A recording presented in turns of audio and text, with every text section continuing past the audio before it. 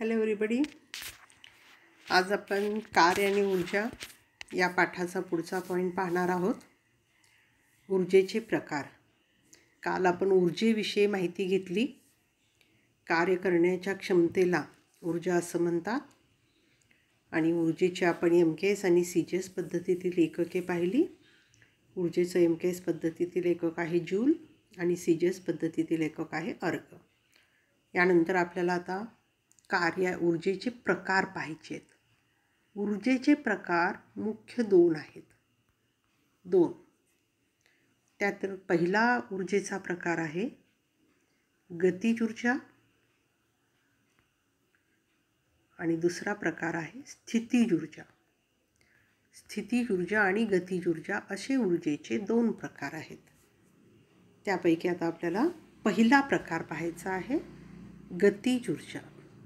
तर गतिज ऊर्जा नावावरून आता तुमच्या लक्षात आलेलं असेल. गती, जेव्हा एखाद्या पदार्थामध्ये गती असते, गती म्हणजेच काय?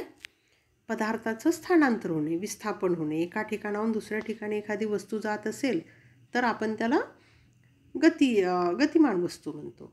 मग ह्या गतिमान वस्तूमध्ये जी ऊर्जा सामावलेली असते त्याला आपण गतिज ऊर्जा म्हणतो. लक्षात? गतिज ऊर्जा म्हणजे काय? गतिमान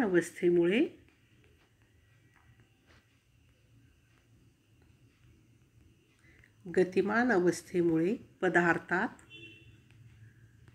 सामावलेली ऊर्जा.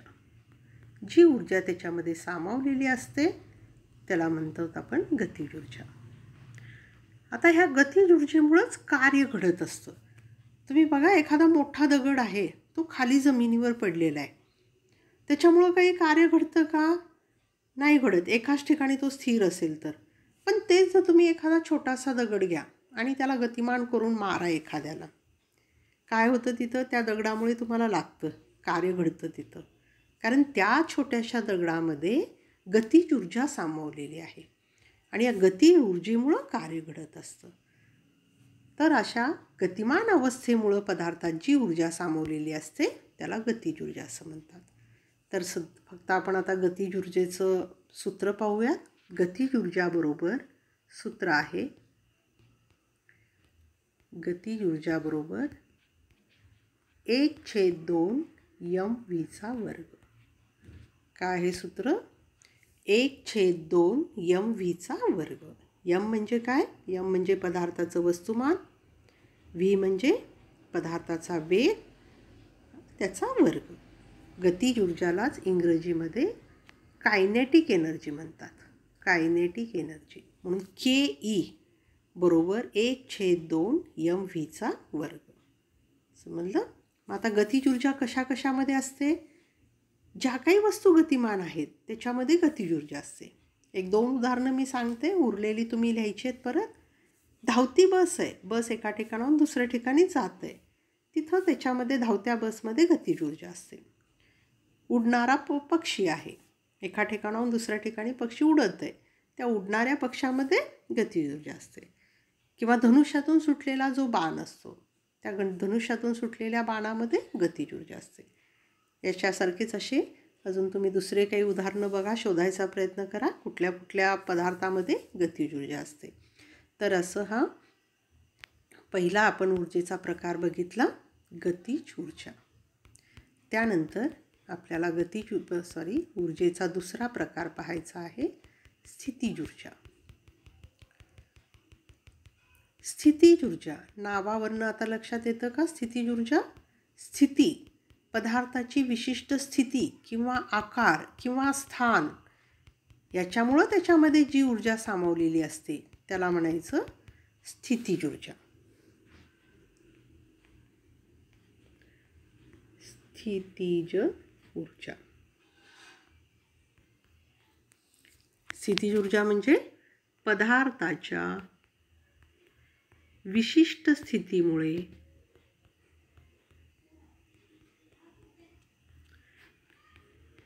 स्थितीमुळे त्यात सामावलेली ऊर्जा.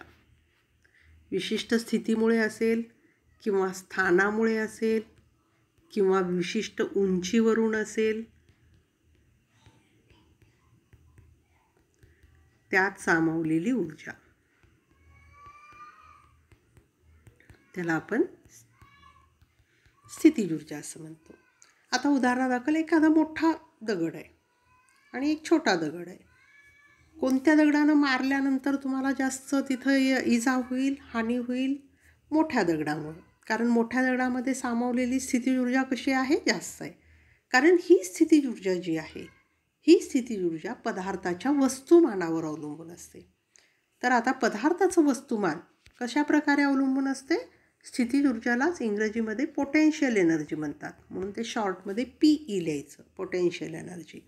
तर पोटेन्शियल एनर्जी ही तुम्हाला mgh या सूत्रानं मिळते. mgh. m म्हणजे पदार्थाचं वस्तुमान, g म्हणजे गुरुत्व त्वरण, त्याच्यावर कार्य करणारं, आणि h म्हणजे उंची.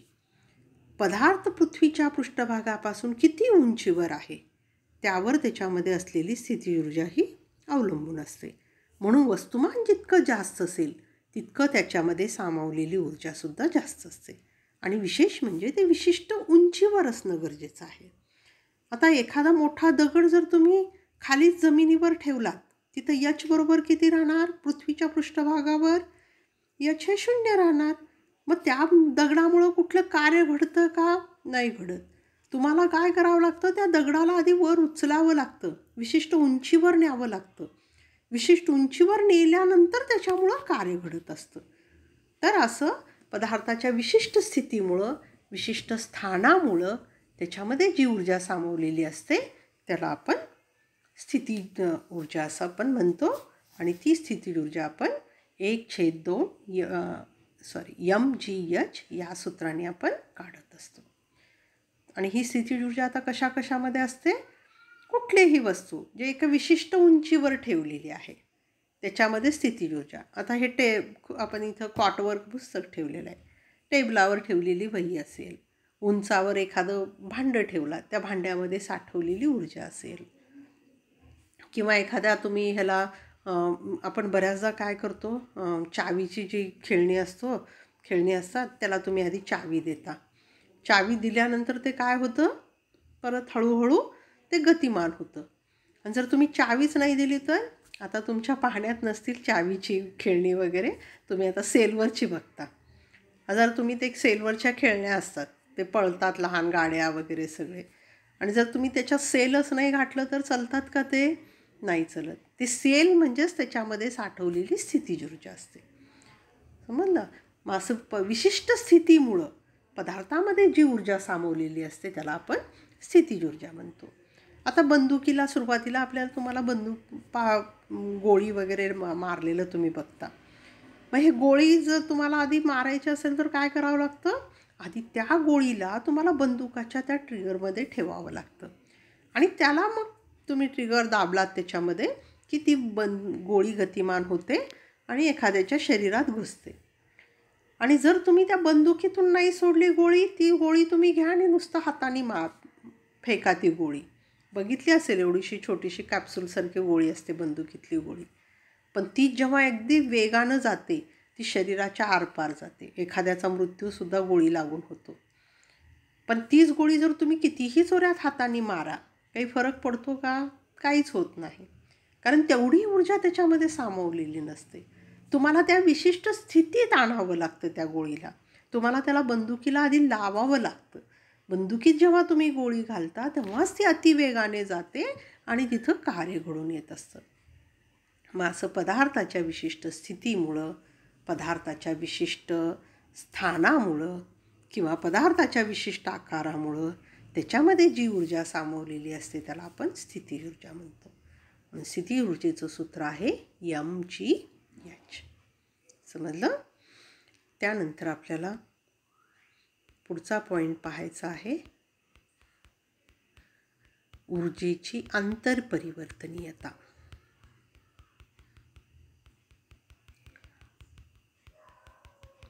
ऊर्जेची आंतरपरिवर्तनीयता.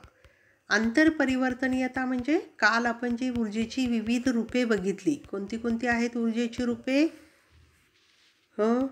यांत्रिक ऊर्जा, रासायनिक ऊर्जा, सौर ऊर्जा, प्रकाश ऊर्जा, ध्वनी ऊर्जा, लक्षात विद्युत ऊर्जा, ही सगळी महत्त्वाची ऊर्जेची रूपं आहेत. मग ह्या ऊर्जेची आंतरपरिवर्तनीयता आपल्याला काय सांगते? ऊर्जेचे एका रूपातून दुसऱ्या रूपात आपल्याला रूपांतर करता येते. याला म्हणायचं ऊर्जेची आंतरपरिवर्तनीयता.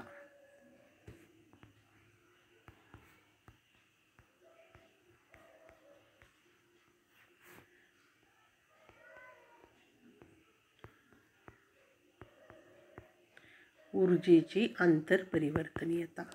ऊर्जेची आंतरपरिवर्तनीयता म्हणजेच काय? ऊर्जेचे एका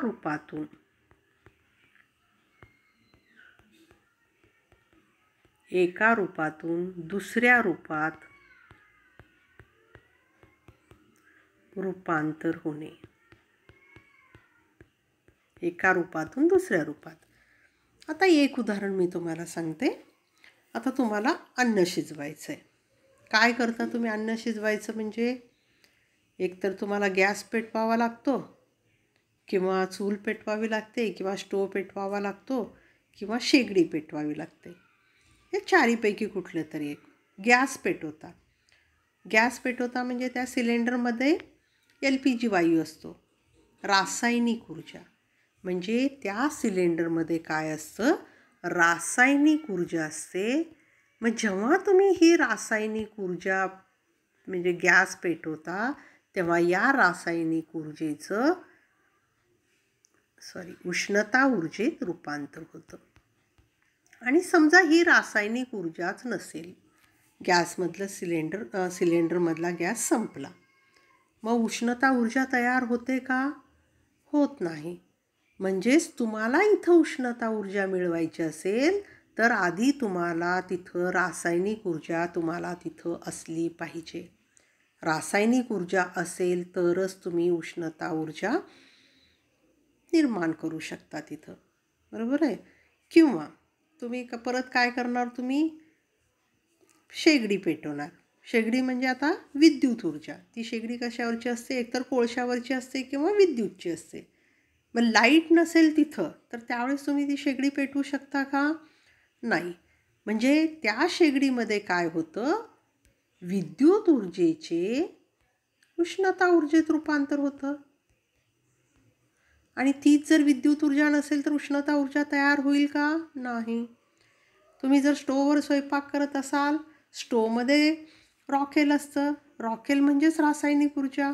मग जेव्हा तुम्ही रॉकेल जर संपलं तर परत उष्णता ऊर्जा मिळणं पण संपतं तिथं. म्हणजेच तुम्हाला जर उष्णता ऊर्जा मिळवायची असेल तर तुम्हाला दुसऱ्या एखाद्या ऊर्जेच्या रूपाचा वापर करावा लागतो. मग ती रासायनिक ऊर्जा असेल, विद्युत ऊर्जा असेल, सौर ऊर्जा असेल, किंवा अजून कुठली ऊर्जा असेल. तुम्ही उष्णता ऊर्जा आपोआप तुम्हाला निर्माण करता येत नाही. तुम्हाला आधी दुसऱ्या कुठल्या तर ऊर्जेचं रूपांतर घ्यावं लागतं. त्याचं परत उष्णता ऊर्जेमध्ये रूपांतर करावं लागतं. याला म्हणायचं ऊर्जेची आंतरपरिवर्तनीयता. इथं ऊर्जेचं एका रूपातून दुसऱ्या रूपात रूपांतर झालेलं आहे. समजलं? पुस्तकामध्ये बघा तुम्ही पेज क्रमांक 25वर 2.5 मध्ये, पेज क्रमांक 25 2.5.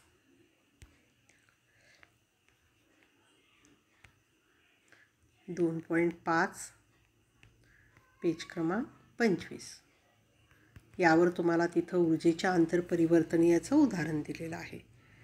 किंवा आता दुसरं तुम्हाला एक उदाहरण सांगते. तुम्हाला ध्वनी निर्माण करायचा आहे, आवाज निर्माण करायचा आहे. आता ध्वनी आपण रेडिओवर निर्माण करतो, TV वर करतो, किंवा आपण बोलताना सुद्धा ध्वनी ऊर्जेची निर्मिती होते. मग समजा आता रेडिओ तुम्हाला चालू करायचं आहे, मग तिथं तुम्हाला कुठली ऊर्जा वापरावी लागते? लाईटवर असेल तुमचा रेडिओ तर तुम्हाला तिथं विद्युत ऊर्जा वापरावी लागते. बरोबर आहे? म्हणजे ध्वनी ऊर्जा निर्माण करायची असेल तर आधी विद्युत ऊर्जा पाहिजे. किंवा सेलवर तुमचे रेडिओ असतात. सेल म्हणजेच काय असतं? रासायनिक ऊर्जा असते. म्हणजे ध्वनी ऊर्जा निर्माण करायची असेल तर एकतर तुम्हाला विद्युत ऊर्जा वापरावी लागेल किंवा रासायनिक ऊर्जा वापरावी लागेल. किंवा आता तुम्ही बोलायला लागलात, तुमच्या पोटात अन्न आहे, रासायनिक ऊर्जा आहे, म्हणून तुमचा ध्वनी निघायला लागलाय. एक 10 दिवस तुम्ही उपाशी राहा आणि मोठ्यानं बोलायचा प्रयत्न करा. निघतो का आवाज तुमचा? नाही निघणार. म्हणजे तुम्ही बोलायला सुद्धा जो ध्वनी लागतो तो सुद्धा तुम्हाला अन्नातूनच मिळतो, रासायनिक ऊर्जेतूनच. हे अशा प्रकारे म्हणजे ध्वनी तयार करायचं असेल, ध्वनी ह्या एक ऊर्जाचं रूप तुम्हाला तयार करायचं असेल तर तुम्हाला तिथं दुसऱ्या एखाद्या ऊर्जेचा वापर करावा लागतो. फक्त काय होतं, त्या साधनं आपण काही वापरतो, त्या साधनामध्ये एका ऊर्जेचं दुसऱ्या ऊर्जेमध्ये रूपांतर होत असतं.